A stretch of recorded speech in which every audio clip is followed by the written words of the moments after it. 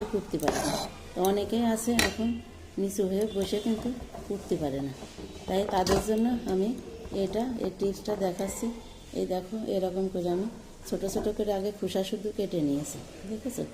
এই যে কেটে নিয়েছি, চাকু দিয়ে খোসা শুধু আগে কেটে নিয়েছি পিস পিস করে এরকম।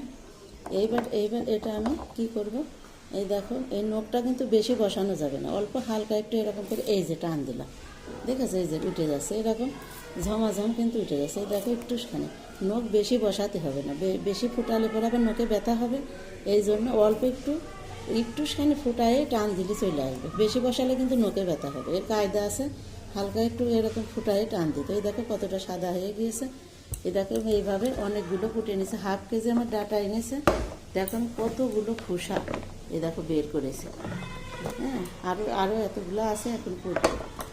তাই এইভাবে কিন্তু তাড়াতাড়ি কুটা হয়ে যায়। আমার তো কিছু মনেই হয় না, এত তাড়াতাড়ি কুটা, কোনো ব্যথা হয় না নখে। এরকম হালকা একটু নখ বসাতে হবে, বেশি কিন্তু না। এই যে এইভাবে টান দিতে হবে, দেখো কত তাড়াতাড়ি।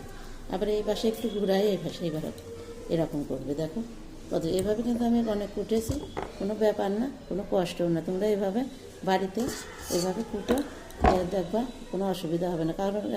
কারণ ডাটার সময় সবারই খেতে ইচ্ছা করে। তাহলে রাখি বন্ধুরা, ভালো লাগলে ভিডিওটি পাশে থেকো।